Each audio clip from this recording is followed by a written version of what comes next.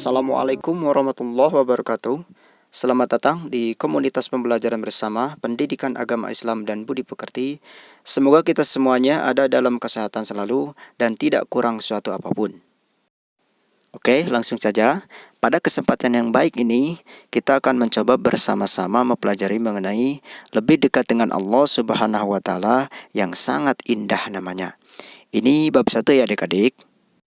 Lebih dekat dengan Allah Subhanahu wa Ta'ala yang sangat indah namanya, ini termasuk ilmu tauhid. Sebagaimana kita ketahui bahwa ilmu yang sifatnya wajib dipelajari bagi setiap individu ada 3. 1. Ilmu tauhid, 2. Ilmu fikih, dan yang ketiga ilmu akhlak atau tasawuf. Itu wajib dipelajari. Nah, kita masuk pada urutan pertama, yaitu ilmu tauhid.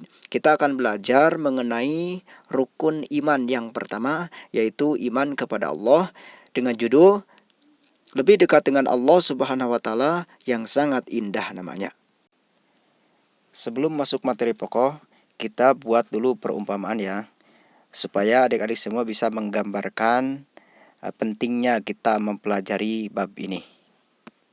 Gambar apa ini adik-adik?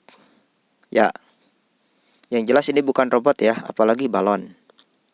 Kita bagi pohon ini ke dalam 3 bagian. Yang pertama ada akar, yang kedua ada batang, yang ketiga ada ranting, daun, buah kalau berbuah. Akar itu ibarat ilmu tauhid, batang itu ibarat ilmu fikih, ranting ataupun daun itu ibarat ilmu akhlak atau tasawuf. Kenapa pohon ini berdiri tegak? Karena ada akar. Kenapa kita dikatakan orang beriman? Karena kita mempunyai keyakinan akan keberadaan Allah yang esa. Perumpamaan kedua. Gambar apa ini? Ya, ini adalah gambar sketsa pondasi rumah ya. Kita bagi rumah ini ke dalam 3 bagian. Yang pertama ada pondasi, yang kedua ada dinding tiang, dan yang ketiga ada atap berikut warna rumah yang indah. Kenapa rumah ini begitu kokoh?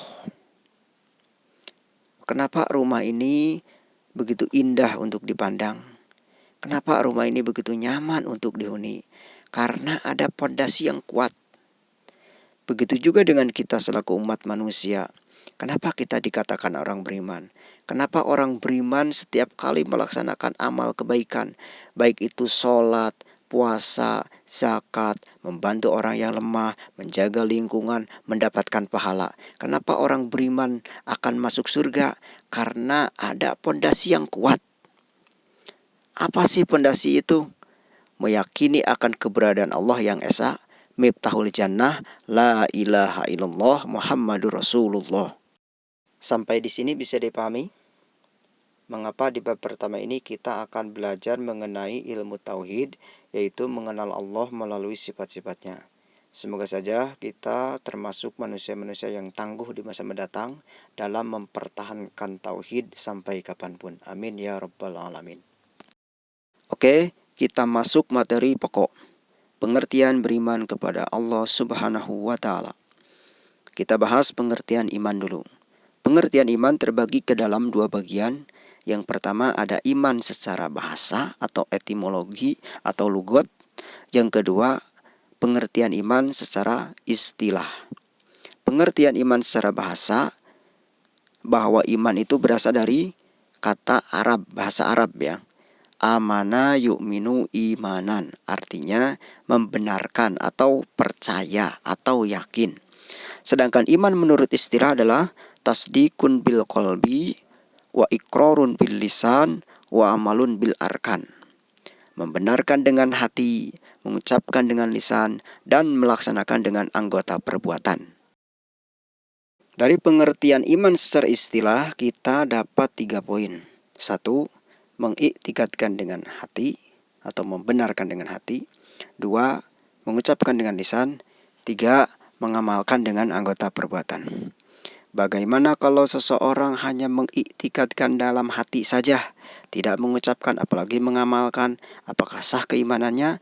Jawabannya tidak sah. Ini telah dicontohkan oleh pamannya Nabi Muhammad, yaitu Abu Thalib. Abu Thalib tidak termasuk orang yang beriman karena hanya sekedar mengiktikadkan dalam hati, tidak mengucapkan dengan lisan, apalagi melaksanakan dengan anggota perbuatan.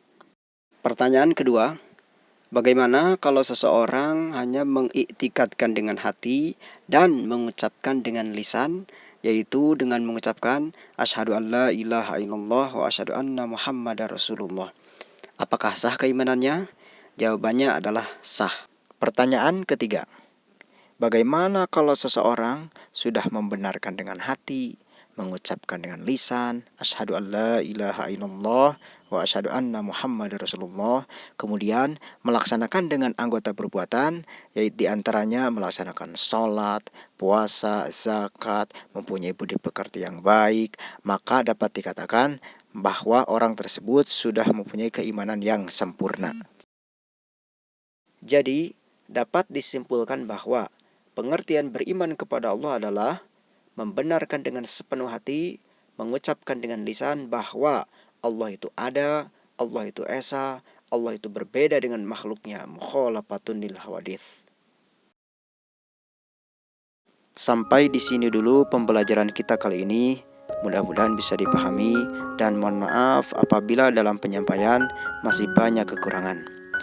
Silakan adik-adik bertanya di kolom komentar atau di grup WA pembelajaran PAI.